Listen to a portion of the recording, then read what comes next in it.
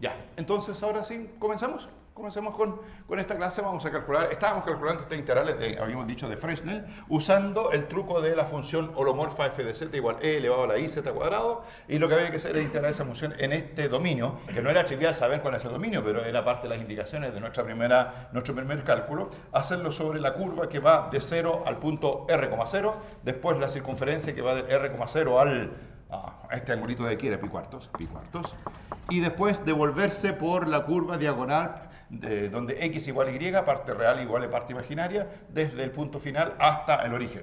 Ahora, yo aquí dibujé las curvas en un sentido distinto. Fíjense que la gama 1 está súper bien, la gama 2 súper bien, pero la gama 3 la escribí al revés. Entonces, para aplicar los teoremas, es la integral cerrada la que tiene que ser 0, y por eso dije que la integral cerrada, aquí la escribí como la integral 1, eso significa sobre gamma 1, más la integral 2, eso significa sobre gamma 2, y se fijan lo que puse ahí,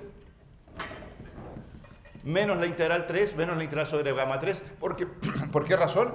Porque si uno pusiera más, habría que describir la integral en el buen sentido. Y como la escribí explícitamente en el mal sentido, puse también explícitamente un signo menos.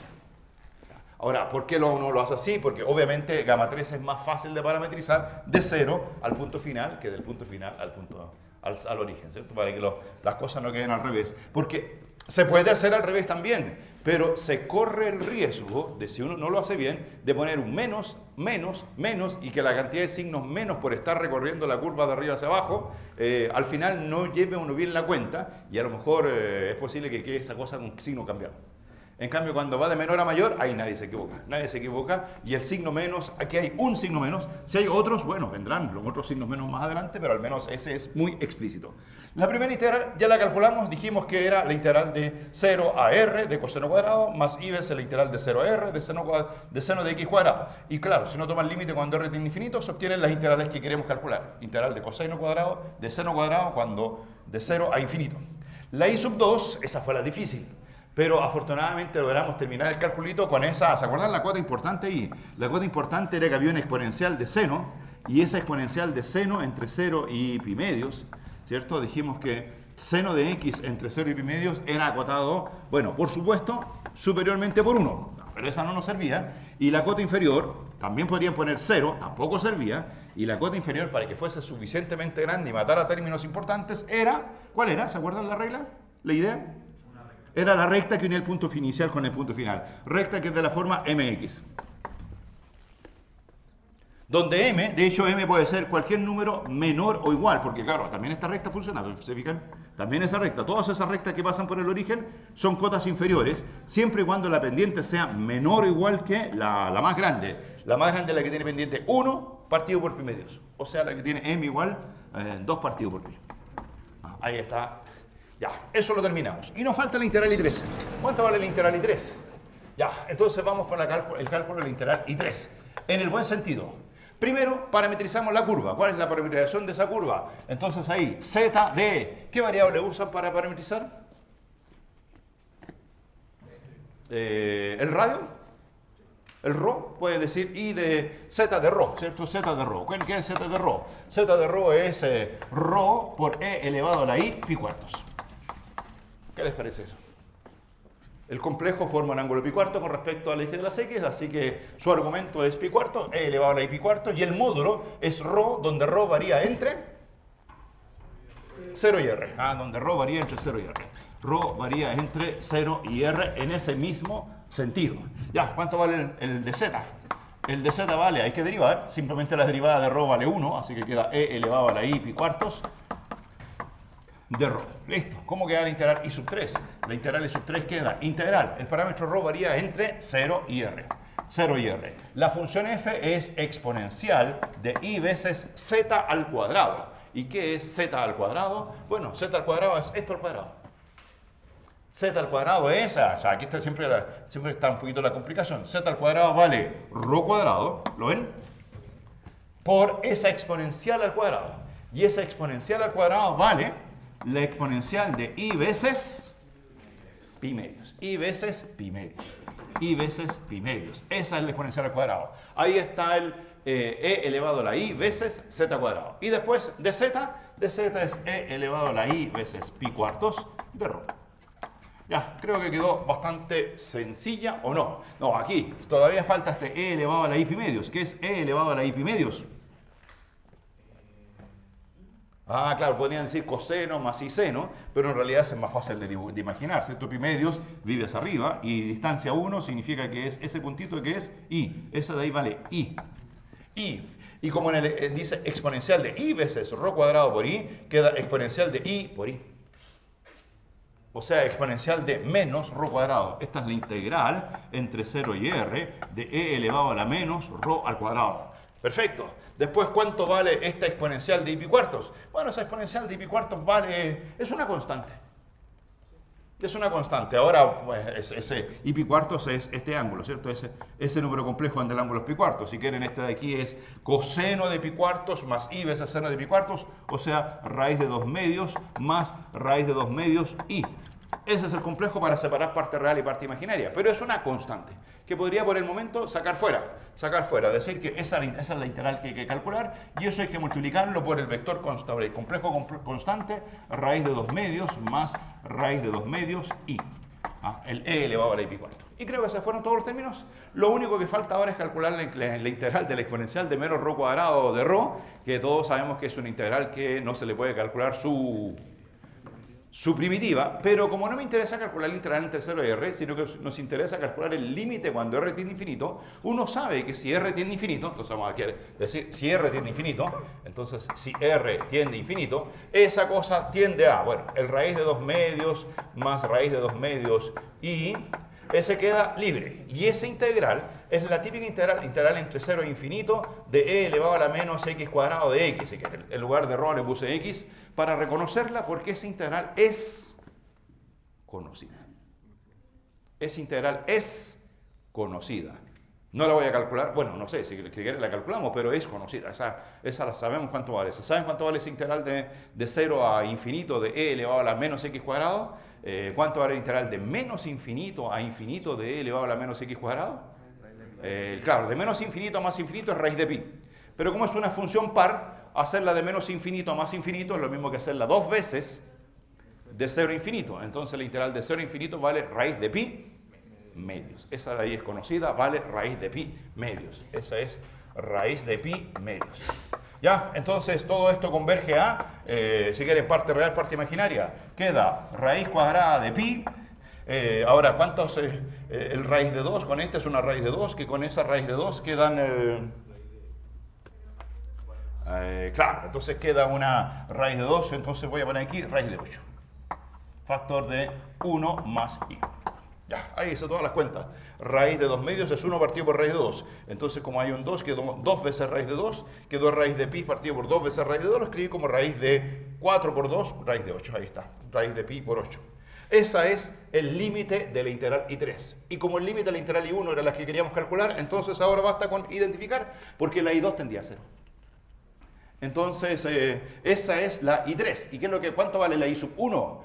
Bueno, despejando, la I sub 1 vale menos, no menos, porque hay un menos ya explícito, o sea, I sub 1 igual a I sub 3, el límite. Entonces, ¿cuál es la parte real? La integral de coseno, la integral de seno. Bueno, de ahí se deduce al tiro entonces que, ya, conclusión de todo esto, la integral entre 0 e infinito de seno de x cuadrado de x es igual que la integral entre 0 e infinito de coseno de x cuadrado de x. ¿Por qué iguales?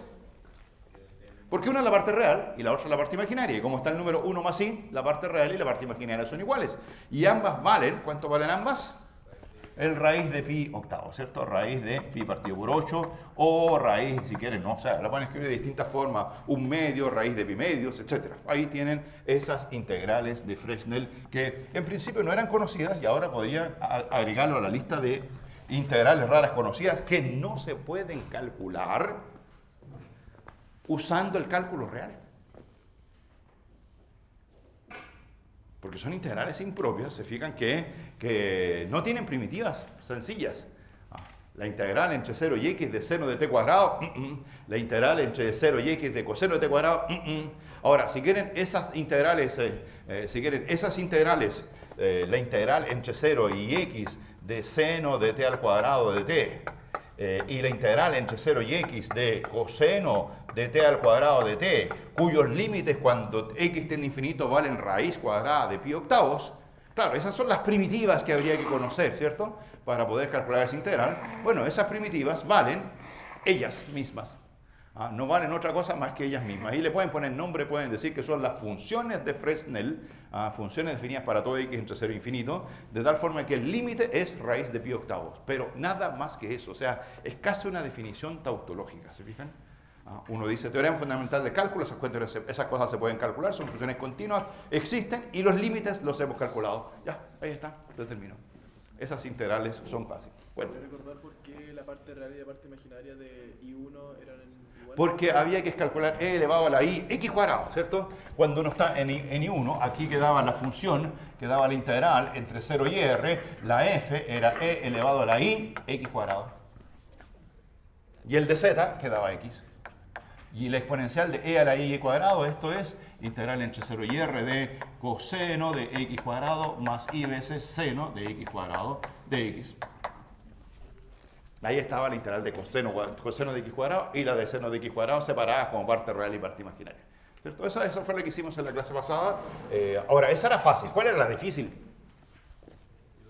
La I2, ya. Entonces la I2, esa no se la voy a repetir, ¿cierto? Porque ahí les puedo decir, vean el video. De hecho, afortunadamente el video quedó bueno. Lo que quedó malo la semana... creo que está subido el video, ¿cierto? Porque el audio quedó malo ese día. O sea, no se grabó el audio, así que el audio es simplemente el audio que se graba allá atrás con la misma cámara. Y yo dije, bueno, de hecho es más fácil. Llegué y lo subí y en realidad me rebotó 2 veces de YouTube. Porque el audio que graba la cámara pareciera que no es compatible con el audio que acepta YouTube. Y cuando le enchufo el audio del micrófono, ahí funciona perfecto. O sea, me demoro más en hacer el video antes de enviarlo, pero a YouTube le gusta. Y cuando este estaba malo, dije, bueno, me ahorro trabajo, lo envío así directo. Y YouTube me dijo, no, trabaje. Como que quise ahorrar cosas y no pude. Y de hecho, por eso creo que estaba disponible solo ayer en la tarde. Me demoré bastante, el lunes, martes, miércoles, hasta muy tarde para que estuviera disponible. Ya, ahí tienen entonces una aplicación bien concreta de la integración compleja. ¿Para qué sirven las integrales complejas? Esa era una gran pregunta que nos hacíamos. Bueno, respuesta número 1, sirve para calcular algunas integrales reales usando estos caminos raros. Las integrales reales son como la integral en gamma 1, ¿se fijan? Siempre las integrales reales van a ser integrales en camino del tipo gamma 1 o integrales que van de menos r a r, si las funciones no fueran tan simpáticas. Pero lo que hay que hacer, ¿cuál es la técnica? Ese camino real, cerrarlo de alguna forma por un camino complejo para aprovechar esta fórmula de Cauchy-Boursin y calcularse las integrales en el plano complejo. Entonces muchas veces las integrales en el plano complejo cambian de forma y no requieren. Fíjense que si podrían haber dicho, oye, podríamos calcular un gamma 1 directo. No, en gamma 1 hay que saberse las primitivas de seno de x cuadrado. Ahí no puedo. Pero cuando están en la diagonal es la misma función. Pero en la diagonal ya la primitiva no era de x cuadrado. Bueno, en este ejercicio no quedó tan sencillo porque quedó e elevado a la menos rho cuadrado, que tampoco tiene una primitiva conocida. Pero al menos esa integral, cuando r tiende a infinito, era conocida. Entonces cambiamos estas integrales raras por esta otra integral de arriba que es menos rara. El hecho de salirse de los reales, o sea, no siempre pensar en los reales como reales, sino que mirar a los reales inmersos en los complejos, hace que uno pueda resolver algunos problemas nuevos. Duda. ¿Podrías repetir como el último paso? ¿Cuál de todos? ¿Cuál fue el último paso? Cuando consiguió ¿Este de aquí? No. Ya, ahora, que esto de aquí convergía a eso, ¿cierto? Entonces significa que aquí calculamos la integral I3, ¿cierto? Habíamos dicho que teníamos esta igualdad de arriba. La I3 sabemos qué pasa cuando R tiende a infinito, así que tomamos el límite cuando R tiende a infinito. Esa se fue a 0. Esta quedó las integrales que queríamos calcular, que había llamado I más J. Y acá dijimos igual al límite cuando R tiende a infinito de I3. Entonces las integrales que nosotros queríamos calcular resultaron ser iguales al límite cuando r tiende a infinito de esta cosa que estaba aquí. Es decir, esa. Las integrales que yo quería calcular, parte real más i veces parte imaginaria, son estas. Entonces ahora hay que identificar cuál es la parte real. La parte real es el raíz de 2 medios por... bueno, de hecho, eso no me gusta, me gusta más esta. La parte real es eso por 1. ¿Cuál es la parte imaginaria? Eso mismo por 1. Ajá. Entonces, ¿cuánto vale el literal I? Raíz de pi octavos. ¿Cuánto vale la J? Raíz de pi octavos. Ya, entonces la integral de seno cuadrado, la integral de coseno cuadrado, que era la I y la J, ambas valen raíz de pi octavos. ¿Te parece? Ya, ahí estamos listos. ¿Duda también? No, ya. Entonces, bien, ya tenemos una primera idea. ¿Más ejercicios? Hicieron en clase auxiliar el día martes. Cosas similares. Sí, y más en el control. Bueno, se nos viene un control en un par de semanas más. Obviamente, de las preguntas que uno hace de esta materia son calcular integrales reales. Ahora, lo que puede ser complicado es saber cuál es el camino que hay que... O sea, los complejos son muy amplios. Hay que irse por el círculo, hay que volver por el eje de las Y, aquí había que volver por la diagonal, etc. Ahí, bueno, a veces, si están estudiando, lo que uno hace es prueba distintos caminos. Si están en un control, como ahí hay que hacer rápido, muchas veces se les dice cuál es el camino. Se les dice, no pruebe por cualquier parte, pruebe por este. Duda. ¿Es como cierta intuición de cuál camino tomar? No. No. ¿Ah? Probar hasta juntarlo. Claro. Ahora, lo normal que uno hace, los caminos que a uno se le ocurre siempre es tratar de cerrar el dominio con un círculo, ¿cierto? Tratar de cerrarlo con un rectángulo. Entonces también podrías haber dicho, mira, del punto R,0. O sea, claramente hay que ir del 0,0 al R0. Esa es la real. Y después, ¿cómo cerrarlo? Alternativa aquí, irse por círculos. ¿Y hasta dónde? Bueno, hasta el eje de las Y. Aquí había que hacerlo a la diagonal. ¿Por qué no hacerlo hasta el eje de las Y? Igual sería la misma como integral. Claro, entonces ahí uno podría intentar ver qué pasa, pero en el eje de las Y creo que vamos a volver a que la integral va a ser complicada. ¿Ya? Entonces, pero uno puede probar así, llegar. Y después la otra cosa que uno puede hacer es, del punto R0, levantar la recta vertical, ¿cierto? Hasta una cierta altura y después cerrar arriba, con la diagonal, o cerrar al eje de la Y y volver. O sea, varias alternativas. Uno en principio prueba con esas cosas geométricas sencillas. Ahora, no creo que en ningún instante uno diga, del punto R0 me voy moviéndome por una parábola, después intersecto con una sinusoidal y hasta volver al origen. Ya, no, en principio no, son caminos más o menos sencillos como este. Ya, esta es una primera versión. Ahora, una adaptación del teorema. Porque el teorema este de que la integral era cero, ¿cuál es la superhipótesis para que la integral sea cero? Que la función sea holomorfa en todo el interior del dominio. ¿Qué pasa si la función no es holomorfa en todo el interior del dominio? Se pueden hacer algunas extensiones. Y ese es el típico teorema, lo voy a llamar el teorema de la curva. Teorema, el famoso teorema de la curva, que engloba al anterior, es una extensión de la curva. Lo llamamos de la curva. No sé por qué se llama de la curva, eso no me lo preguntan porque no tengo idea. Porque todos estos son de curvas, ¿se fijan? El teorema de Cauchy-Goursat es un teorema de curva, donde uno toma una curva cualquiera y la integral sobre la curva cualquiera vale cero si la función es holomorfa. Entonces digamos aquí que tengo una curva, sea gamma, una curva de estas que son simples, regulares por tramos, ¿cierto? Pero una curva de estas que encierran un dominio, que encierra un dominio abierto omega. O sea, dicho de otro modo, la curva gamma es la frontera de ese dominio. La frontera exterior. Dentro de gamma hay un dominio omega. Estas son las curvas que de alguna forma dividen el plano complejo entre lo que está dentro de la curva y lo que está fuera de la curva. Y lo que está dentro de la curva se llama dominio omega. Entonces digamos que es una curva que encierra al dominio omega. Ya, igual que antes. Si quieren, aquí pongo mi curva gamma. Y es recorrida, ¿cierto? Obviamente, recorrida. Como es una curva de estas sencillas, en el sentido antihorario. En el sentido antihorario.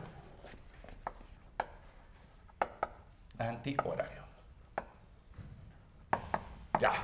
Aquí está omega y aquí está la curva gamma recorrida en el sentido antihorario.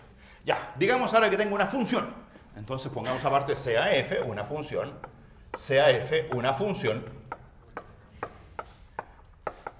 Esto es igual que Cauchy-Goursat. Ahora, si fuera Cauchy-Goursat, ¿qué le dirían a la función f?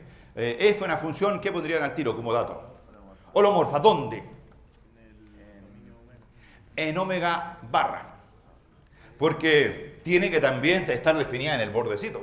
¿Sí, no? Porque uno va a calcular el integral sobre omega, sobre gamma. Entonces requiero que la función sea al menos continua en gamma para poder calcular el integral. Entonces holomorfa en omega y continua en omega barra.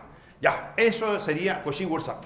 La diferencia con este teorema de la curva es que vamos a decir que sea f una función holomorfa. Vamos a decir, es lo mismo. Sí, pero holomorfa en omega, salvo un conjunto de puntos P1, P2 hasta P sub n. Hay puntos dentro de omega donde la función no es holomorfa. Es holomorfa en todo omega, salvo algunos puntos. Ya, voy a sacar la letra omega, ahí está. Es holomorfa salvo en esos puntos. Un conjunto finito de puntos. Y de eso le pongo aquí adherencia. No le pongo adherencia, se me incluyen los puntos. Voy a poner omega barra menos esos puntos. O sea, incluso hasta el borde. Bueno, el borde continua. Ya, una función holomorfa en una parte un poquito más grande que omega, pero no es holomorfa en los puntos P1, P2, P3 hasta Pn. ¿Dónde? Bueno, ¿dónde? Los puntos P1, P2 hasta P sub n son puntos que viven en el abierto omega. Para que tenga sentido que si alguien me dice, oye, la función no es holomorfa por acá arriba, me da lo mismo, ¿cierto? O sea, la cosa es que no resultó ser holomorfa aquí, adentro en omega. Es holomorfa salvo algunos puntos. Salvo algunos puntos. Ya, si eso es así, y tales donde los puntos están en omega, y además vamos a poner algunas condiciones geométricas. Además, los puntos, obviamente los puntos están separados, y los puntos están separados entre sí, están separados del borde. Además, entonces, existe un épsilon sub 0, tal que, si usted traza los discos centrados en cada punto P sub j de radio épsilon 0, ese disco está totalmente incluido en omega. O sea, existe un disco tal que no llego al borde, se fijan, no discos grandes. Aquí estoy cerca del borde, pero hay un disco que no llega al borde. Aquí no llega al borde, no llega al borde. Bueno, en realidad cada un punto tiene su disquito que no llega al borde. Toman el épsilon mínimo y ahí tienen el disco de radio épsilon 0 para todos que no llega al borde. Y, todavía más, si tomo el disco centrado en el punto P sub j de radio épsilon 0 y lo intersecto con el disco centrado en P sub k radio épsilon 0, esa intersección es vacía. Incluso le voy a poner aquí que es vacía hasta si intersecto las adherencias de esos discos. O sea, hay unos discos ahí en torno de cada punto, en torno de cada punto, en torno de cada punto, en torno de cada punto, de tal forma que esos discos no se intersectan entre sí y esos discos no intersectan ¿a quién? A la frontera exterior. Existe un épsilon 0. Entonces, si eso es así, ya el teorema dice que entonces para todo épsilon menor o igual que épsilon 0, claro, puedo tomar discos más chicos si quieren. O sea, ese es un disco, pero también podría tomar otro disco un poquito más chico. Ya voy a poner aquí otros más chicos. Esos tampoco se intersectan, ¿cierto? Si no se intersectaba el de radio epsilon 0 y uno achica los discos, menos se van a intersectar. Entonces, para todo epsilon menor que epsilon 0, ocurre lo siguiente. Página siguiente. La integral sobre gamma de f de z, esa integral ya no vale 0. Ya no puedo aplicar Cauchy-Boursat. ¿Por qué no se puede aplicar Cauchy-Boursat? Porque hay puntos en los cuales la función no es holomorfa. Ya, ahora, no lo vamos a demostrar este teorema porque ya se sabe la demostración. Solamente me tienen que recordar por qué Cauchy-Boursat era cierto. Porque era la fórmula de Green, ¿cierto? Porque gracias a las condiciones de Cauchy-Riemann se cumplían exactamente cuando uno aplicaba la fórmula de Green, la integral, quedaba que la integral era 0. Entonces, pero la fórmula de Green no requiere que el camino gamma sea un camino que encierra un dominio completo. ¿Se acuerdan que uno podía hacer caminos con dominios con hoyos? ¿Cierto? Entonces, uno puede aplicar aquí la fórmula de Green de nuevo, pero no en todo omega. O sea, también se puede aplicar la fórmula de Green en todo omega, pero van a estar estos puntos que me van a molestar. Entonces, ¿cuál es la idea? La idea es aplicar la fórmula de Green en este dominio. En este dominio. En el dominio omega, al cual se le saca ¿qué cosa? para no tener problemas. Entonces, de hecho, no voy a dibujar tantas rayas aquí, porque el epsilon 0 ya no sirve de nada. El que sirve es el epsilon. Entonces tengo aquí un punto y le saco el disco de radio epsilon, le saco el disco de radio epsilon, le saco el disco de radio epsilon, le saco el disco de radio epsilon y aplican Green ¿dónde? En el conjunto que queda. Ya, ahí lo traté de marcar bastante el conjunto en el cual a uno se le ocurre aplicar Green. Y si uno aplica la fórmula de Green ahí, ¿qué va a decir la fórmula de Green? La fórmula de Green va a decir que la integral nuevamente es 0. Pero ¿cuál es la verdadera integral de línea que vale 0 según Green? No solamente la integral sobre gamma, sino que tendría que ser la integral sobre gamma y... ¿cómo era Green? ¿Cuál es la integral que vale 0? Ya, aquí tengo que integrar en el sentido de los antihorarios. ¿Y aquí qué tengo que hacer para que Green funcione?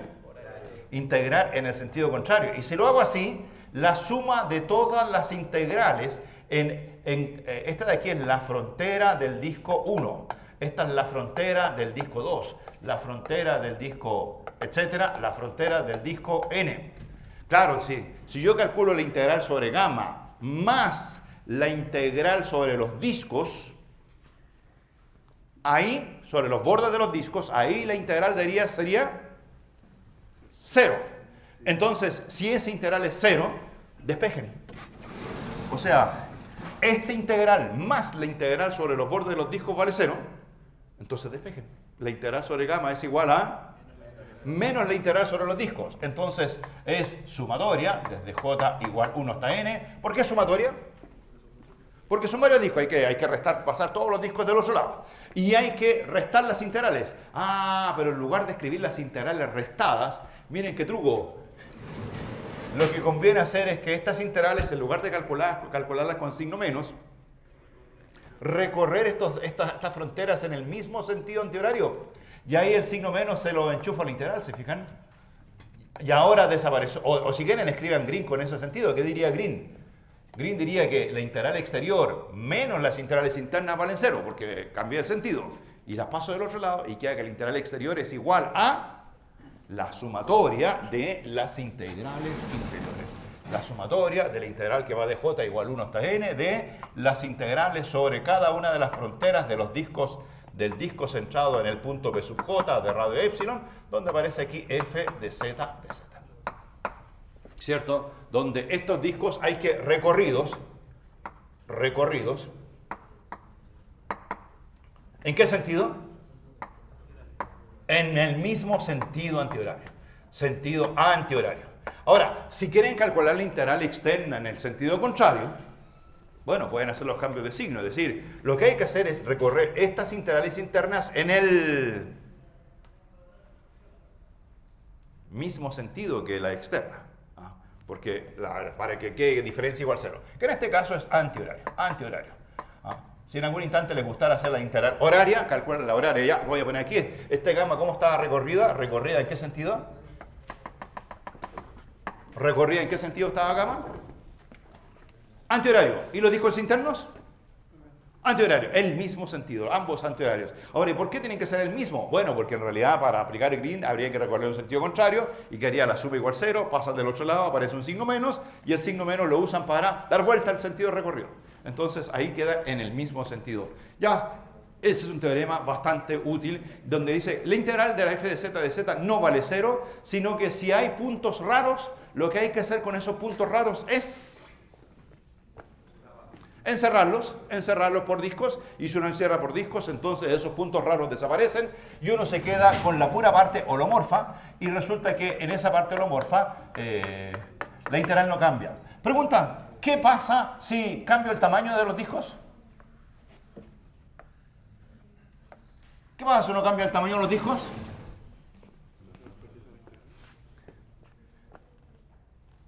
En realidad, cuando uno aplicó Green, nunca se preocupó del tamaño de los discos. ¿Cierto? Entonces, sigo ocurriendo lo mismo. O sea, la integral en el borde externo más la integral en los bordes de los discos tiene que ser 0 y lo paso al otro lado y queda que la integral en el borde externo es igual a la suma de las integrales en los discos. ¿De qué tamaño epsilon? El epsilon puede ser cualquiera. Esto es válido. Ahí está. Para todo epsilon menor o igual que epsilon 0. Ahora, ¿por qué tienen que ser menor que epsilon 0? para que los discos no se empiecen a traslapar y el dominio en el cual uno aplica green no quede raro. Mientras el dominio epsilon sea suficientemente pequeño, uno aplica green y la fórmula siempre es la misma. Entonces, si hay problemas de donde la función no es holomorfa, esos puntos se aíslan. Se aíslan. Ya, entonces, un par de observaciones. ¿Qué les pareció el teorema? No es necesario demostrarlo porque es green, ¿lo vieron? Ya lo entendieron. Lo demostramos en el caso de Cauchy-Boursat. Aquí ya no es necesario repetir la demostración. Entonces, pero sí, aquí salen cosas simpáticas. Porque funciones que no están definidas en algunos puntos. ¿Qué pasaría si f fuese acotada? Si f fuese acotada. Acotada en omega. O, si ustedes quieren, incluso pueden hasta restringir su poco, porque a lo mejor omega es muy grande. Omega puede ser un dominio gigante en el cual uno puede decir, en los bordes de omega no sé si la función es acotada o no, solo sé que es holomorfa. Bueno, si es muy grande, basta con que f fuese acotada en la unión de los discos centrados en PJ de radio epsilon 0. O sea, basta con que sea acotada en estas zonas. Esta es la importancia. Recuerden que en estos puntos es donde la función no es. En estos puntos es donde la función no es holomorfa. Oh, bueno, cuidado con las negaciones. Porque el teorema no dice que la función no sea holomorfa en esos puntos. Ojo con eso. ¿Dónde dice que la función no es holomorfa en P1, P2 hasta Pn? ¿Ah? O sea, no, la adherencia se la saqué porque cuando sacan la adherencia se mueren los puntos. ¿Ah? En omega, o sea, la función es holomorfa en omega barra, salvo esos puntos. Significa que uno sabe que la función es holomorfa en todas partes y no se sabe si será o no holomorfa en los puntos P. ¿Ya? O sea, si los puntos P no es holomorfa, bueno, es holomorfa, es lo que queda. Si los puntos P no se sabe, es holomorfa, es lo que queda. El teorema dice, si es holomorfa, salvo en P. No dice explícitamente que en P no sea holomorfa. Ojo con eso porque, o si no, después no va a llegar a contradicciones. Después, más adelante, les voy a demostrar que si se cumplen ciertas condiciones, la función sí es holomorfa en P. Entonces, ojo con el teorema no dice que no lo sea, solo dice, yo sé que fuera de P, fuera de P1, fuera de P2, fuera de P3, la función es holomorfa. Y en P1, P2, P3 hasta Pn tengo mis dudas. Ahí, no sé, puede que sí, puede que no lo sé. Cuénteme. Disculpa, que la verdad no, quizás medio tonto lo que pregunto, pero no entiendo a qué se refiere que sea acotada en la unión de los discos.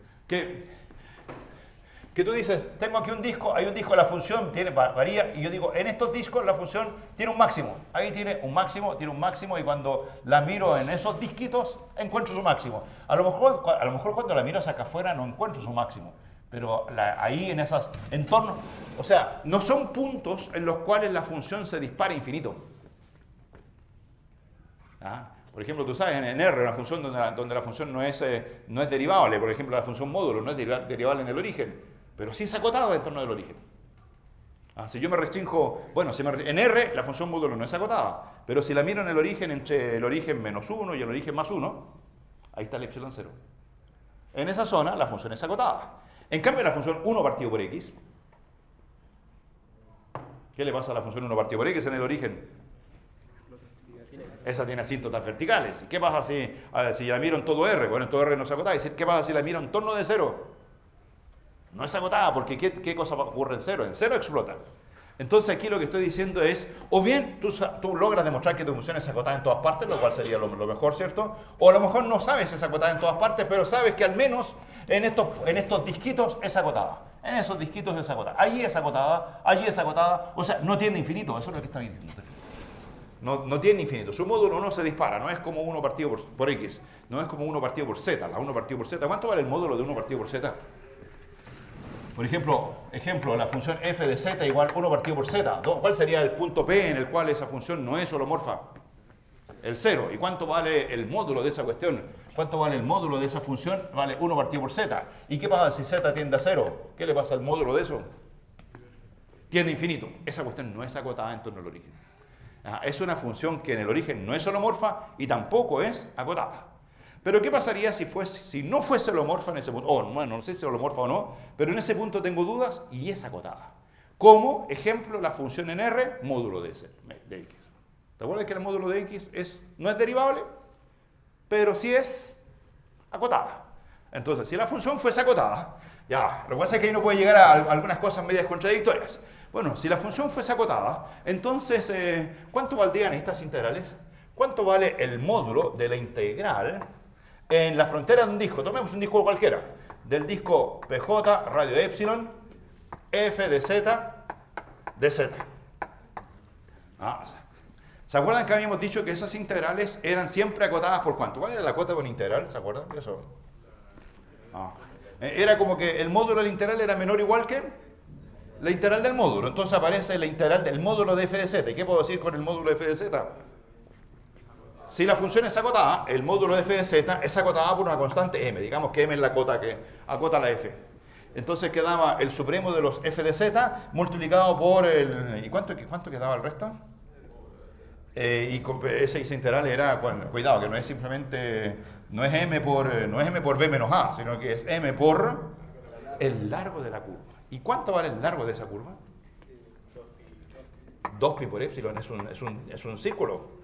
El largo de una curva de un círculo de radio epsilon es 2pi por epsilon. Si la función fuese acotada, estas integralitas que aparecen en el teorema de la curva tendrían módulo acotado por esto donde aquí aparece el máximo de la función, el supremo de la función. Una cota de la función. M es una cota. Y si M es una cota de la función, pregunta, ¿qué pasa con esto cuando epsilon tiende a 0? Entonces aquí ahora, si epsilon tiende a 0, ¿qué le pasa a esta cantidad del lado derecho? ¿Se acuerdan del viejo teorema? ¿A cuánto tiende epsilon? A 0. ¿Se acuerdan del primer año cuando hablábamos que esas cosas se llamaban nulas? ¿Cuál era el teorema típico? Nula por acotada. Ahí está la cosa de ser acotada, ¿se fijan? Ahora, ¿cuál es la que tiene que ser acotada para que todo funcione? ¿Qué tiene que ser acotado aquí? El largo de la curva siempre es 2pi por epsilon. Siempre es nula. ¿Quién es el que tiene que...? Bueno, el 2pi es acotado. O sea, está nula. ¿Quién es el que tiene que ser acotado para que todo funcione? O sea, la f. ¿Se fijan? La existencia de esa m es porque estoy suponiendo que la f es acotada. ¿Cuándo no funcionaría esto? Si la f no fuese acotada. O sea, porque de hecho, ¿cuál es la verdadera cota? ¿Se acuerdan cuál es la verdadera cota? La verdadera cota es que hay que calcular el supremo de los módulos de f de z con z en esa frontera del disco PJ epsilon. Y eso multiplicado por 2pi por epsilon. Ya, ahí se lo puse de nuevo. Y aquí esto nuevamente la nula. Entonces, ¿cuándo esto no tiende a 0? Cuando es nula por no acotado. Si esto explotara, si este supremo fuera cada vez más grande cuando epsilon tiende a 0, habría un problema. Pero ¿qué estamos haciendo en esta observación? Estoy suponiendo qué pasa si la función f fuese acotada. Y ahí esta cosa es acotada. Por eso es que ahí viene el menor igual que m por 2pi por epsilon.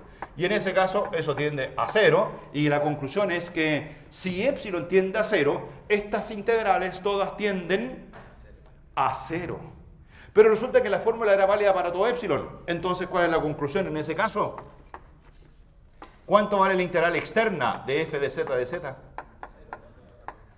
Esa sumatoria se transforma en sumatoria de puros ceros y queda nuevamente, esa me gusta porque ¿quién era ese? ¿Quién era eso? Cauchy-Boursat. O sea, si uno supiera que, claro, en el teorema uno dice, yo no sé qué pasa a los puntos P1, P2, Pn. Si la función en esos puntos explota, bueno, ahí está. Hay que calcularse estas integralitas. Pero si en esos puntos la función resultara ser acotada, ¿cuál es el truco? Tomar epsilon tendiendo a 0, y ese epsilon que tiende a 0 que le hace la integral, hace que la integral tiende a 0, y de hecho como la integral es constante, la integral vale 0 para todo epsilon, así que queda que la integral de f de z en la curva exterior vale 0 igual que en Cauchy-Boursat, pero con una hipótesis más débil. ¿Cuál es la hipótesis para que la integral de f de z valga 0 en este ejercicio? Es que sea holomorfa, salvo en algunos puntos, pero en esos puntos la función tiene que ser acotada. Si es así, entonces todavía Cauchy es como Cauchy-Boursat. Si no fuese acotada, se quedan con el teorema de la curva. Ahí hay que calcularse esa integralidad. ¿Dudas? No sé, ¿tú tenías dudas? Lo que sí me confunde un poco la anotación que puso ahí. Si f fuese acotada en omega, entre paréntesis... Es que, en realidad, si tú miras la demostración, solo se requiere que sea acotada en torno de cada punto. Claro, pero ¿qué significa omega entre paréntesis f? Era eso o eso. Ah, ya. Eran dos alternativas. Si tú sabes que la función es acotada en omega, ¡pum! Listo. Esto es menor o igual que m, porque todo esto vive en omega.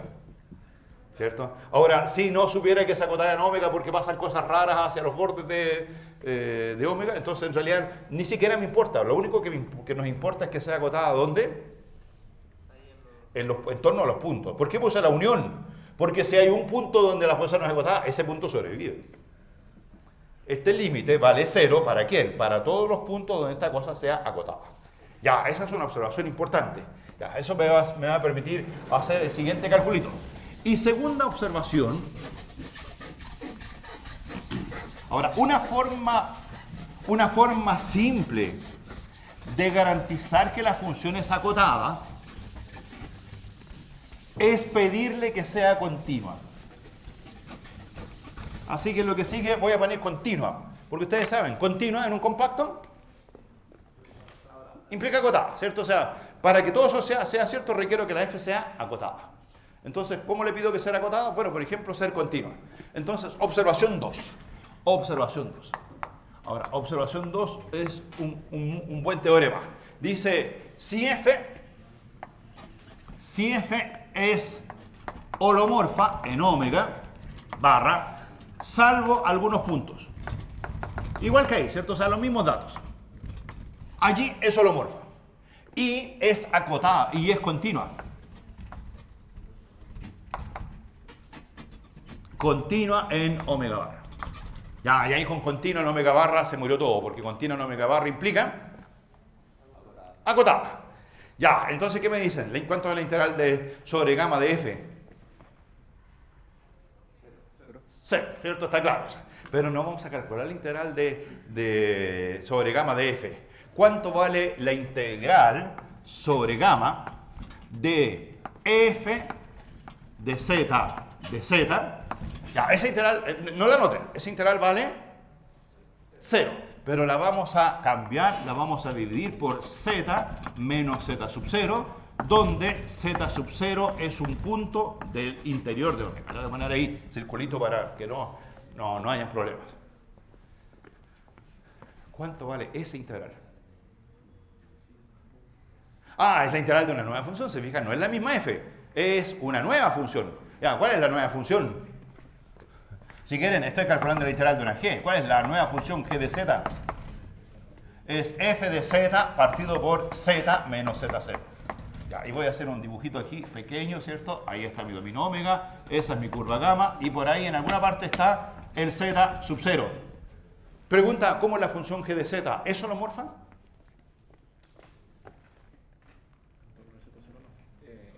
¿G de z es holomorfa? Álgebra de funciones holomorfas. La f, ¿dónde era holomorfa? En todo omega salvo los puntos P1, P2 hasta Pn. Así que la g es holomorfa salvo los puntos P1, P2 hasta Pn. Pero además tiene otro punto donde tampoco es holomorfa. ¿Dónde tampoco es holomorfa? En Z0. Y ahora, ¿Z0 será uno de los puntos P1 hasta Pn o será otro punto? No sé, da un poco lo mismo. Entonces uno puede decir que la función g de z es holomorfa, salvo en los puntos P1, P2 hasta Pn y Z0. Entonces apliquemos el teorema a la curva con esos n más 1 puntos. O, bueno, si el Z0 fuera alguno de ellos, en realidad la sumatoria previa sería un poquito más corta. Pero en los puntos que no son Z0, la función g es acotada. ¿Qué les parece? En los puntos que no son Z0, la función es acotada. ¿Cierto? En estos puntos por acá, aquí hay un P sub alguien, este no sé quién es, P sub J. Entonces, en ese disco en torno de P sub J, la función es acotada. Porque, ¿dónde no es acotada esta función? La f es acotada, porque es continua.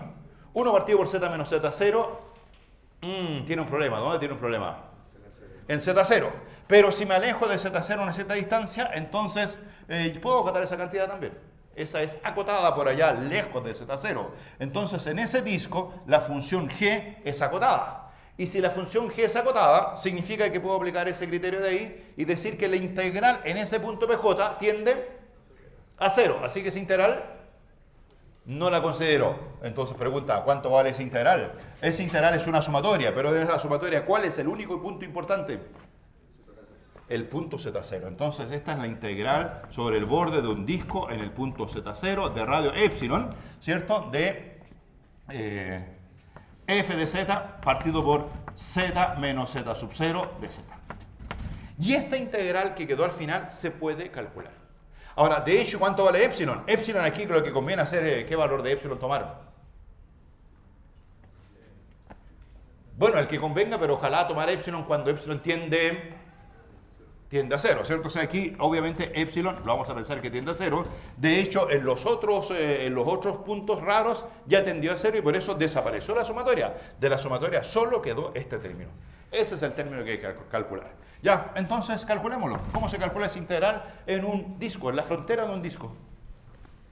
Entonces aquí hay una fronterita de un disco. Este es el disco de radio epsilon.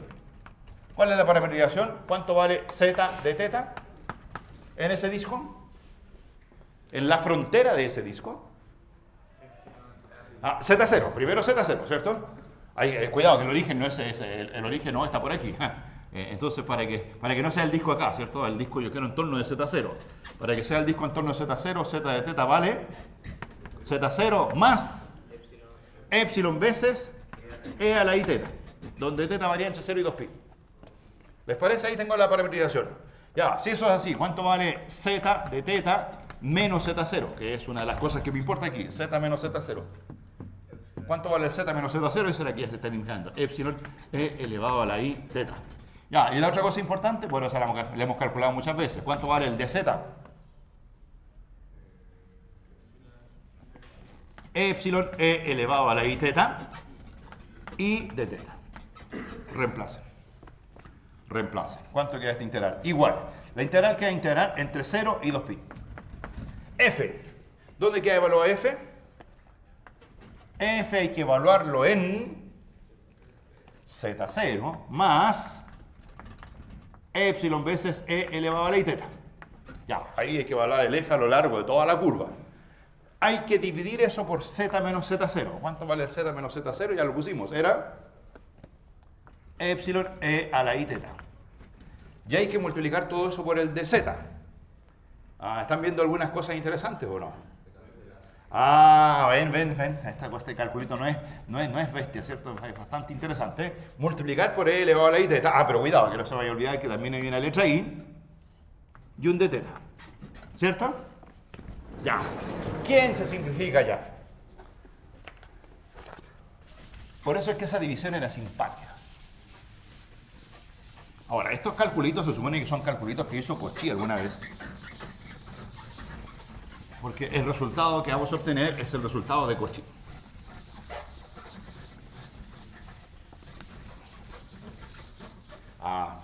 Qué astuto Cauchy. Se fijan en calcular no f de z, sino que f de z partido por z menos z0. ¿Se dan cuenta? Ese z menos z0, la gracia que tienen.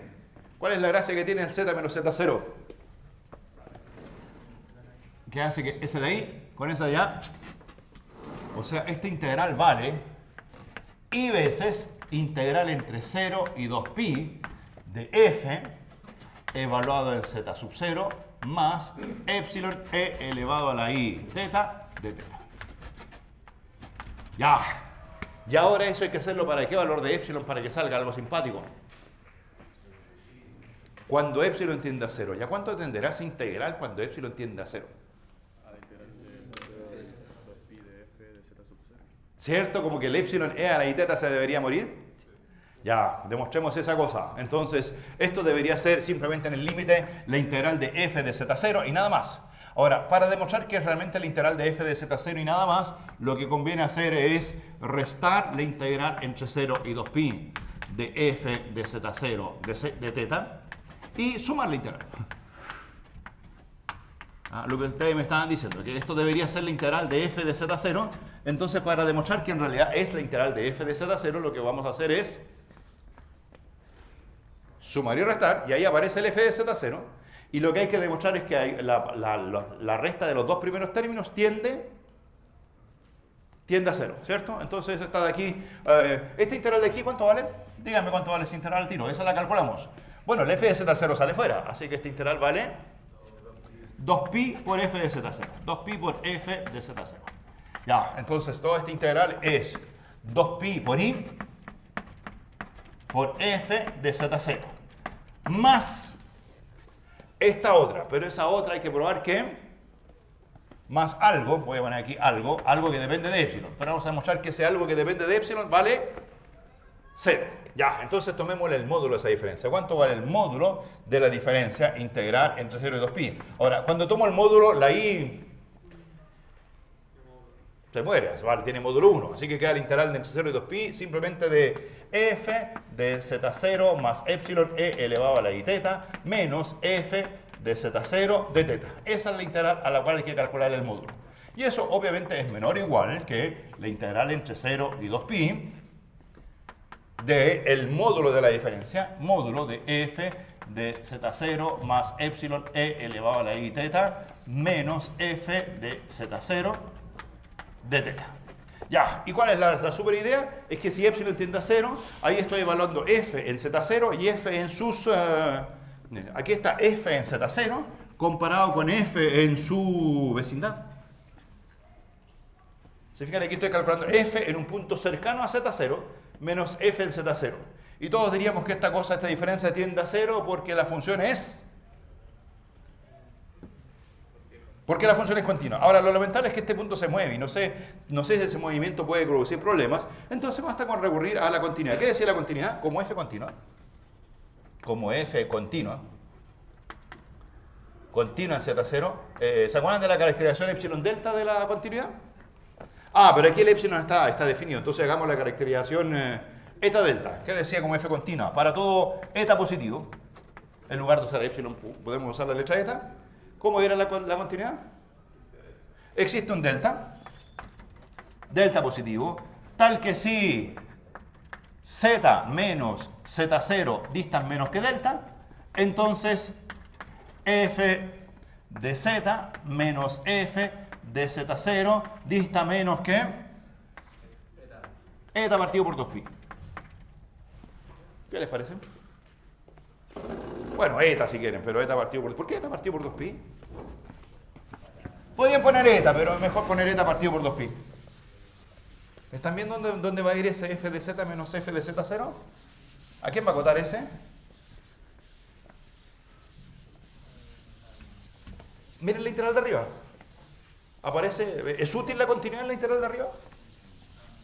¿Dónde van a poner esa cosa arriba? ¿Ven arriba un f de z menos f de z0? ¿Con qué z? Z0 más epsilon e a la i teta. Ah, entonces aquí la idea es decir que esa resta es tan chica como esto. ¿Y por qué? Porque los argumentos, para que esto sea cierto, los argumentos, el z y el z0, tienen que distar menos que delta. En realidad estos dos distan menos que ¿cuánto? ¿Cuál es la distancia entre z0 más epsilon e a la i teta y z0? ¿Cuánta es la distancia entre esos dos? Es epsilon. Entonces, ¿qué es lo que hay que hacer para que todo funcione? Para todo eta hay que tomar epsilon. Epsilon. Porque aquí tiene que ser z menos z0 menor o igual que delta. Entonces hay que tomar epsilon menor que delta para poder garantizarlo de abajo, ¿cierto? Porque esta distancia es epsilon. Si el epsilon es muy grande, no van a cumplir esta condición. Hay que tomar epsilon pequeño. ¿Para qué? Para que esta resta sea más chica que delta. O sea, hay que tomar epsilon menor que delta. Si epsilon es menor o igual que el delta, se tiene entonces que la integral, ya, toda esa integral, digamos que este es el módulo del algo, ¿cierto? Ese valía eso. Ese módulo de esa cosa fea que hay que demostrar que tiende a 0, esa cosa es menor o igual que, ¿ya? ¿Qué queda adentro? Donde dice f menos f, eso lo acoto por integral entre 0 y 2pi de eta partido por 2pi. ¿Por qué pusimos el 2pi?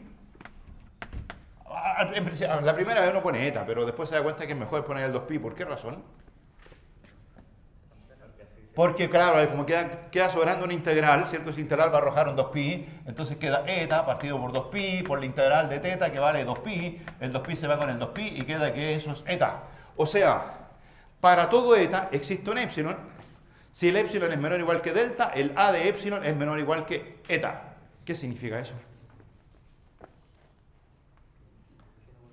Esa cosa que es como función de epsilon, esa función a de epsilon, es tal que a de epsilon es menor que eta para todo eta, siempre y cuando el epsilon sea suficientemente pequeño.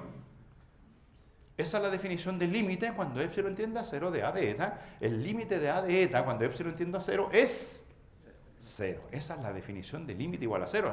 Es la epsilon delta para la a de eta. Conclusión, el límite.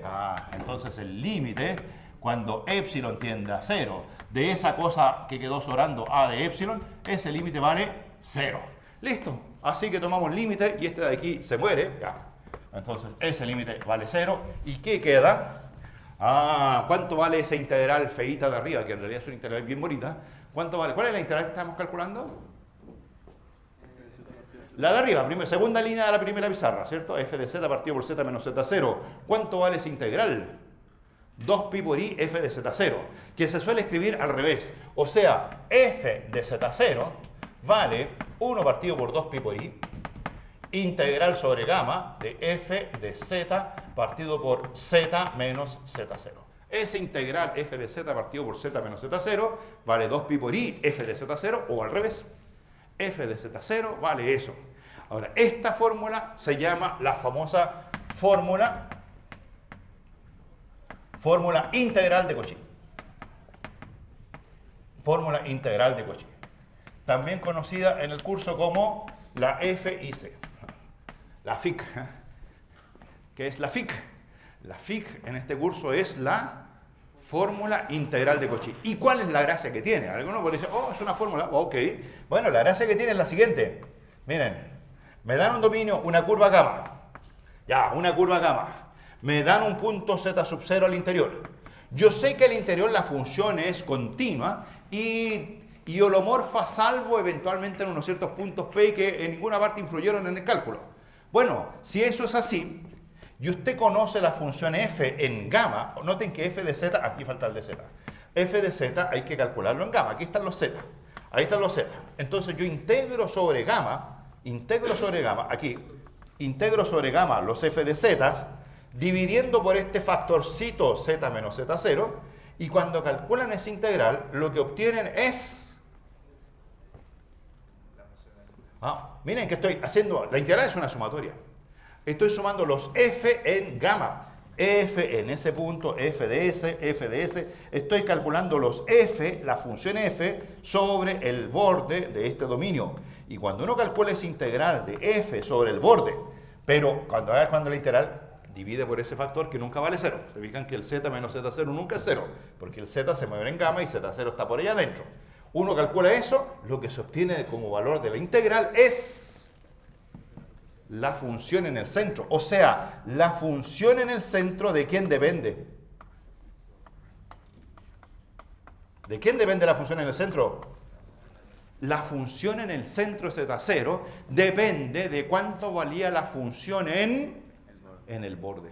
Si uno conoce la función en el borde, calculando esa integral, uno puede calcular cuánto vale la función en el centro, adentro del dominio. Ya, ahí me empieza a aparecer el ecógrafo, ¿se fijan?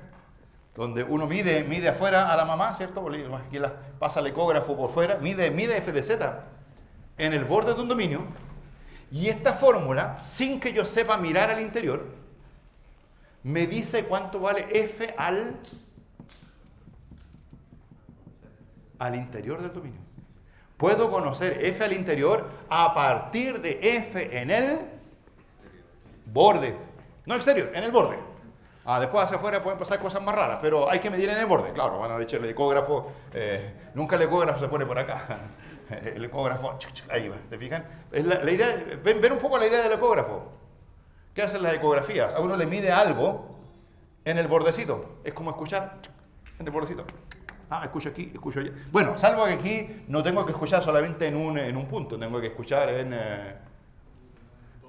En todos los puntos, bueno, porque yo quiero la función exacta, o sea, es como espiar, ¿cierto? Espiar al vecino, poner la oreja en la pared y ver qué está diciendo el vecino. Pero yo no quiero saber solamente qué está diciendo el vecino, sino que quiero saber en qué parte de la pieza está el vecino. Yo quiero saber si tiene la cara chueca, la cara triste. O sea, como que quiero la imagen completa del vecino al interior. ¿Cómo logro la imagen completa? Midiendo la f de z en todo el borde de omega. En todo el borde. Entonces, ahí está una de las formas, las cosas interesantes. Entonces, ya, como va a ser tan importante, lo importante es que este Z0 va a ser un punto cualquiera del dominio, del interior. Entonces, voy a poner aquí reescritura. Esta cuestión hay que reescribirla, porque ahí, en esa fórmula de arriba, parece que la variable importante fuera la Z. La variable importante en esa fórmula no es la Z. La variable importante en esa fórmula es Z0, porque yo calculo con esa fórmula, doy vuelta al problema. Con esa fórmula se calcula f en Z0. ¿Duda? ¿En cuál parte del cálculo? ¿Pizarra 1 o pizarra 2? En la 2.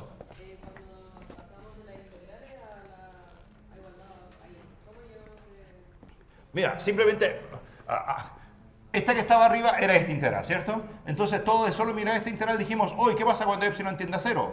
Esto de aquí tiende a f de Z0. Entonces, lo que hicimos, en lo que viene a continuación, es demostramos que esta integral convergía a 2pi por i f de Z0. Y esto de aquí, muerte. Ahora, ¿cómo se demuestra formalmente que eso converge a f de Z0? Le restamos f de Z0 y le sumamos f de Z0. Como cuando yo digo, yo quiero demostrar que esta cosa tiende a L, entonces le sumo L y le resto L, y lo que hay que demostrar es que en realidad que la diferencia con L tiende a 0. Ya, entonces quedó lo que queríamos, ese de ahí es el que queríamos. Y después quedó esta resta que hay que demostrar que tiende a 0. Entonces a esa resta la llamé algo, esta era de algo. Y ahora empezamos a acotar ese algo. Dijimos, ¿qué era ese algo? Era la resta de esas dos integrales. Es decir, el módulo del algo es el módulo de la resta de las dos integrales. Ahora, como las dos integrales van de 0 a 2pi, obviamente se escribe eso como una pura integral entre 0 y 2pi. Te fijas de la resta. Y después empezamos a decir el módulo del integral menor o igual que la integral del módulo. Y por aquí dijimos, aquí está esta diferencia que hay que decir que es chica. Usamos la continuidad. ¿Ya? ¿Ahí sí? Bien, entonces, reescritura. ¿Cuál es la reescritura? Miren, mi dominio, ahí está, la curva gamma. Y lo que vamos a hacer es calcular no f de Z0, vamos a calcular, digamos que en esta reescritura vamos a decir que Z es un punto del interior del dominio. Ahora, es súper importante que el Z no toque el borde. ¿Por qué el Z no puede tocar el borde? Bueno, razón número 1, porque estábamos usando el teorema de la curva, ya habían estos discos de radio epsilon que no podían tocar el borde. Pero se dan cuenta ahora al mirar, ¿por qué el Z0 no puede estar en el borde? Porque hay una división por Z menos Z0. Z se mueve en el borde, y si Z0 estuviera en el borde, ahí estaría dividiendo por 0. No, Z0 está adentro, Z está en el interior. Z está, si quieren aquí pongo en forma explícita, interior de omega. Ya, Z está. Este es el punto Z. ¿Y qué dice la fórmula de Cauchy? La fórmula integral de Cauchy dice que f de Z es igual a 1 partido por 2pi por i veces la integral sobre gamma de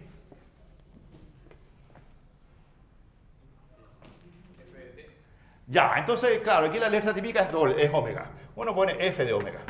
F de omega partido por omega menos z de omega. Inventa una variable de integración, así como el típico f de t en los reales. Aquí la variable es omega, una variable auxiliar. Pero omega no es importante. Omega, ¿dónde se mueve? ¿Dónde se mueve la omega?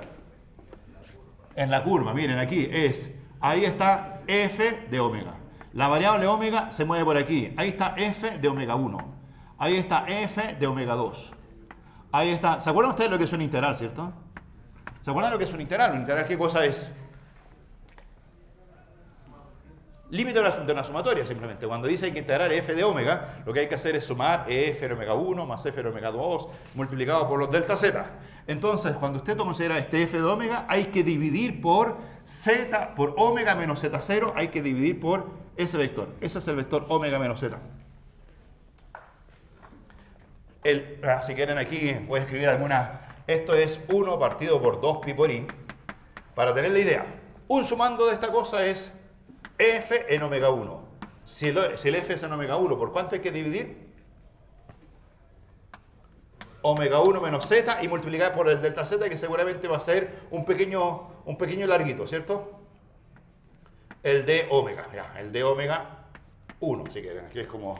Después viene el f de omega 2. En el f de omega 2 hay que dividir por... f de omega 2 hay que dividir por omega 2 menos z por el de omega, que allí va a ser como el elemento de arco que asociado a ese punto de ahí. Bueno, entonces, dichos de otro modo, hay que no hacer la sumatoria, sino que hay que hacer lo que hay que hacer en realidad es no la sumatoria, sino que ayúdenme, la integral. Pero lo que hay que hacer desde el punto z es mirar a todo el borde y preguntarse a qué distancia estoy del borde. Se fijan que los z menos z0 es a qué distancia estoy de ese punto, a qué distancia estoy de este otro. Ahí está el omega menos z, omega menos z, omega menos z. Mirar todos esos vectorcitos, calcularse esa integral y ahí da la f de z. Ya, perfecto. Ahora, en todo este cuento, ¿cómo era la f? ¿Recuerdan cómo era la f? ¿Cómo era la f? La f era continua en omega barra y holomorfa en omega barra, salvo eventualmente algunos puntos que desaparecieron. ¿Por qué razón? ¿Por qué desaparecieron los puntos en el teorema de la curva? Porque como la función era continua en torno a los discos, tomábamos discos que tendían a cero y esos puntos se murieron. El único que quedó fue el z0. Ya, eso lo sabemos. Ya. Entonces, ahora, una primera cosa importante. La f de z se reconstruye a partir del borde. Segunda cosa importante, la regularidad de la f de z. ¿Es la f de z continua? Bueno, respuesta sí, era continua. ¿Es derivable? Bueno, era holomorfa en algunas partes, salvo los puntos z. ¿Es 2 veces derivable? ¿Es 3 veces derivable? Esas son las preguntas. ¿Es la función f de z una función regular? ¿Hasta qué nivel? Entonces, cuando uno mira esta fórmula f de z, la pregunta es, ¿dónde está la variable z? ¿Dónde está la variable z? Ahí está. Ahora, como una integral es una sumatoria, la idea que uno tiene es que, si me preguntan cómo es la función f de z, la pregunta es, ¿cómo es la función f de z ahí? ¿Cómo es la función que a cada z le asocia la fracción? Estos son como constantes. Ya, si quieren le pongo ahí f de omega, partido por omega menos z. Pero miren esa cosa como función de z. ¿Es continua? ¿Dónde no es continua esa? En z igual omega. Pero omega y z nunca se tocan. ¿Por qué no se tocan? Z está dentro y omega está en el borde. Así que esta cosa, como estos dos son siempre distintos, esta función no es muy bonita, pero es continua. ¿Es derivable? Esta de aquí llámenla, si quieren, g tilde de z. Ya. ¿Cuánto vale la derivada? G tilde prima de z. La variable es z. Menos 1 partido por eso al cuadrado, ¿cierto? Multiplicada por la derivada del argumento, que es menos 1, así que queda eso. ¿Es 2 veces derivable? ¿Cuánto vale g segunda? ¿Cómo se deriva esto? Menos 2 por 1 partido por omega menos z al cubo, multiplicado por la derivada del argumento, que vale menos 1, o sea, 2f de omega. Ojo, derivar cosas sencillas, pero medias enredosas. Ahí está. ¿Es derivable una tercera vez? Calculemos la tercera derivada. ¿Cuánto vale g tercera? ¿Cuánto vale? Se fijan aquí, esto está elevado a la menos 3, así que cuando derivan queda menos 3, por eso elevado a la menos 4, por la derivada del argumento que vale menos 1, o sea, sale un 3, que con el 2 se transforma en 6, o sea, 3 factorial f de omega partido por omega menos z, que no se me den vueltas las restas, a la cuarta. Entonces, si eso es así, ya, ¿cuál es la super cuasi conclusión o la conjetura? Bueno, como cada una de esas funciones son derivables, esta función es derivable con respecto a z, esa es derivable, esa es derivable, y esta función f es una... ¿Qué dice ahí? Sumatoria. Y cuando es sumatoria, piensen en el álgebra lineal, combinación lineal de funciones derivables. Entonces la combinación lineal de funciones derivables es derivable. La combinación lineal de funciones dos veces derivables es dos veces derivable, tres veces derivable, cuatro veces derivable. O sea, conclusión, esta f de z debería ser, ¿cuántas veces derivable? Infinitamente derivable. Y no solo eso, ¿cómo se debería calcular la derivada de la función f de z? ¿Cómo se calcula la derivada de una suma? La suma de las derivadas, la segunda derivada de una suma. La suma de las segundas derivadas. Entonces, miren, voy a hacer el siguiente cálculo. Voy a poner aquí conjetura. Conjetura. Porque hay un pequeño problemita. ¿Cuál es el pequeño problemita? De que no es una suma. ¿Qué? No es una suma, ¿es qué cosa en realidad? Un integral. ¿Y qué es un integral respecto a una suma? Es un límite de una sumatoria, cuando el número de sumandos tiende a infinito. ¿Y qué es una derivada? Un límite. Entonces, cuando yo calculo la derivada de un integral, hay dos límites. Y cuando digo que la derivada de la suma es la suma de las derivadas, estoy intercambiando el límite con la sumatoria. Y eso funciona bien si la sumatoria es finita. Pero si la sumatoria es un integral, que es un límite, la pregunta es si podría o no intercambiar los dos límites. Entonces, si podría pasar la derivada hacia dentro del integral. Entonces, por eso no es un teorema, sino que es una conjetura. ¿Cuál es la conjetura? Bueno, la conjetura es que la f de z es holomorfa. Integral sobre gamma, el 1 partido por 2pi por i, que no se me olvide. 1 partido por 2pi por i, integral sobre gamma de f de omega, partido por omega menos z de omega. Eso de ahí es así. ¿Cuál es la conjetura? Que eso es derivable. ¿Cuánto valdría f'? La derivada la paso dentro de la sumatoria. Que en estricto rigor lo que voy a hacer con la derivada la paso dentro de la... No sumatoria, sino que dentro de la... ¿Cuál es la sumatoria? ¿Dónde ven la sumatoria, cierto? Ya, la integral, la paso dentro de la integral. ¿Por qué? Porque la sumatoria es sobre la variable omega. Y la función f es f de z. Entonces no tiene nada que ver la omega con z. Entonces yo digo, es una sumatoria, simplemente la paso hacia adentro y derivo. Y cuando derivan aquí le sale menos 1, es decir, queda f de omega partido por omega menos z al cuadrado. Pero pueden seguir con el mismo juego. ¿Cuánto sería f segunda de z? 1 partido por 2pi por i, integral sobre gamma de... El f de omega sale fuera porque es una constante, queda la derivada de omega menos z al cuadrado, que lo hicimos allá. Esa es omega menos z al cubo, pero eso bota una constante. ¿Qué constante bota fuera? Cuando digo, recuerden que este es omega menos z elevado a la menos 2. ¿Cómo se deriva eso? Sale el menos 2 fuera. Ahora, ¿por qué no hay menos? Porque después en el regla de la cadena hay un menos 1 del menos z, entonces en realidad lo que sale fuera es la constante 2, que la saco fuera de la integral. Ahí está. ¿Cuál sería la tercera derivada? Este es a la menos 3, saldría fuera entonces un 3 factorial, partido por 2pi por i, integral sobre gamma de f de omega partido por omega menos z a la cuarta.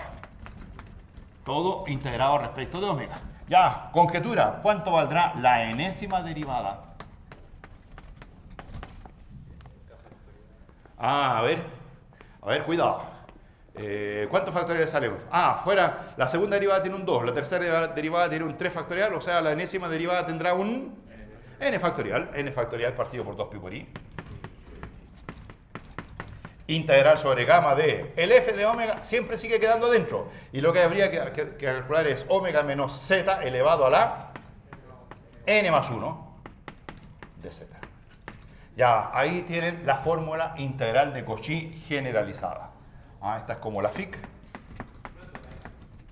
Generalizada. ¿Perdón? La integral de omega, sí, disculpa, esa generalizada.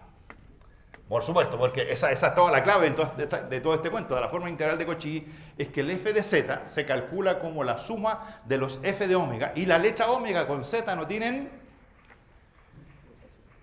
nada que ver.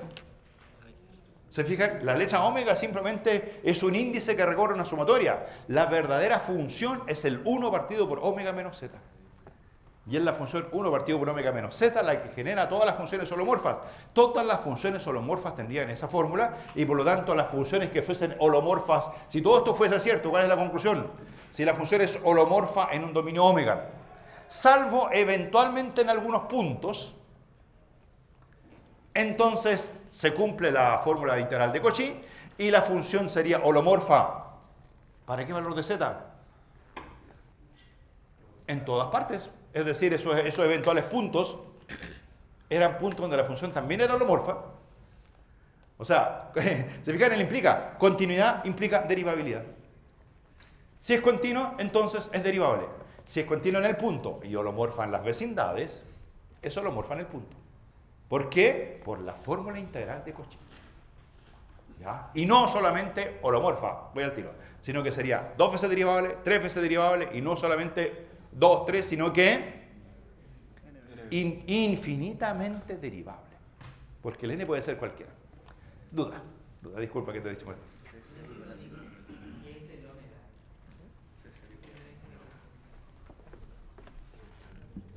Ponle P. ¿Qué es una integral? Claro, una integral es cierto, una suma donde hay una variable que recorre gamma. Y como arriba, ¿entendían la integral de arriba? ¿Qué es lo que era el z? Un punto que se mueve sobre gamma. Ahora, como quise poner la letra z donde decía z0, entonces simplemente la letra z de acá arriba, que es un índice que recorre la integral, le cambié el nombre y te dije, a ti te voy a llamar una letra que me gustara. Y me gustó la letra omega. Porque así como en las sumatorias a veces uno utiliza el índice i, el índice j, el índice k, en las integrales tú puedes cambiar el nombre de la variable de integración. Omega es la variable de integración. Y ahora, típicamente en las integrales que hemos calculado hasta el momento, siempre la variable de integración era z. Pero como ahora voy a calcular f de z, hice un cambio de roles. Entonces, tú eres yo soy tú, ahí jugamos. El z0 se llamó z, entonces ahí hicimos todos esos cambios. ¿Por qué? Porque la fórmula es demasiado importante. Esta fórmula le pone en evidencia la importancia que tiene esta integral. Gracias a la integral de Cauchy se puede construir cualquier función holomorfa al interior. ¿Qué es lo que nos falta? Hay que demostrar ese teorema. Entonces, ¿cómo se demuestra esto? Esto es una conjetura. ¿Cuál es la conjetura? Bueno, esta de aquí no es conjetura. Pero de aquí en adelante viene la conjetura. ¿Cuál es? ¿Por qué hay conjetura de aquí en adelante? Porque estoy derivando la integral pasando las derivadas adentro. Y ahí, no sé, si se pudiera hacer, se llegaría a eso y obtendría esa fórmula. Bueno, esa fórmula se puede demostrar, la vamos a demostrar en 5 minutos, y se demuestra usando series. ¿Para qué miramos las series complejas? Las series complejas las miramos básicamente para poder demostrar esta fórmula. Esta fórmula, claro, lo que pasa es que de la fórmula integral de Cauchy vamos a ir por un camino alternativo. La fórmula integral de Cauchy es cierta. Y vamos a demostrar con la fórmula integral de Cauchy que la función f es una serie. Y una vez que sepamos que la función f es una serie, la f cumple todas las propiedades de las series. ¿Y cuáles son las propiedades de las series? Bueno, que el primer término es f de 0, f de z0. Que el segundo término es la derivada en z0. Que el que le sigue es la segunda derivada en z0 partido por 2 factorial. El que sigue después es la tercera derivada en z0 partido por 3 factorial, etc. O sea, de ahí van a salir estas derivadas. De hecho, lo que vamos a sacar de las derivadas va a ser... Eso, miren. Porque vamos a demostrar que es una serie y vamos a calcular el enésimo coeficiente de la serie. Y el enésimo coeficiente de la serie nos tiene que quedar eso. Y si el enésimo coeficiente de la serie es eso, significa que la enésima derivada es eso multiplicado por n factorial. Porque el enésimo coeficiente de la serie vale esa cosa. Ya, entonces, hay que demostrarlo. Ahora, ¿para qué? Vamos a demostrar eso para todo z. Yo, obviamente, nuevamente voy a pararme en un punto z sub 0. Entonces voy a decir, ahí está mi dominio omega, ahí está mi curva gamma, y vamos a demostrar que aquí, en ese punto z sub 0, z sub 0 del interior de omega, en ese punto z sub 0 vamos a demostrar que esa fórmula es cierta, que toda la función es derivable, infinitamente derivable en Z0, y la enésima derivada en Z0 vale lo que está ahí arriba. Ese es el objetivo. ¿Les parece? Ya, entonces, ¿cómo se hace para demostrar que eso es cierto? Bueno, en realidad lo que hay que hacer es demostrar que en torno de Z0 la función se escribe como serie. Y para demostrar que se escribe, se escribe como serie, lo que vamos a hacer es la fórmula integral de Cauchy, pero no lo voy a hacer en gamma, sino que voy a hacer la fórmula integral de Cauchy en un círculo de radio R dentro de centrado en Z0. Tomemos ese círculo de radio R y vamos a decir que f de Z sub 0, no, vamos a decir que en ese círculo, para cualquier punto Z del interior, f de Z se puede calcular como 1 partido por 2 pi por i, la integral sobre esa frontera de ese círculo, disco de radio centrado en Z0, radio R, de f de omega partido por omega menos z de omega. La fórmula de arriba. La única diferencia es que en lugar de calcular la integral sobre gamma, la integral la calculamos sobre el disco. ¿Y tiene sentido? ¿Es verdad eso o no? Las hipótesis siguen cumpliendo. O sea, si la función era holomorfa dentro del conjunto gamma, entonces holomorfa dentro del disco, y hacemos el calculito solo dentro del disco, porque ese radio R me va a servir para caracterizar bien los puntos ómegas. Los puntos ómegas distan de Z0, ¿cuánto? Entonces, si lo hago solo en disco, ahí sé muy bien que la distancia... se terminó todo. La distancia Z0 vale R. Ya. Y ahora, pero la pregunta es cómo es f de z. Y la z la veo ahí. Así que aquí viene, miren, y nuevamente, omega no tiene ninguna importancia. Omega solamente se mueve sobre la frontera. Ya, miren, 1 partido por 2 pi por i. ¿Han estudiado series? Todas esas integrales no me interesan. Me interesa aquí el f de omega. ¿Han estudiado series? Yo lo que vamos a escribir es esto como una serie centrada en Z0.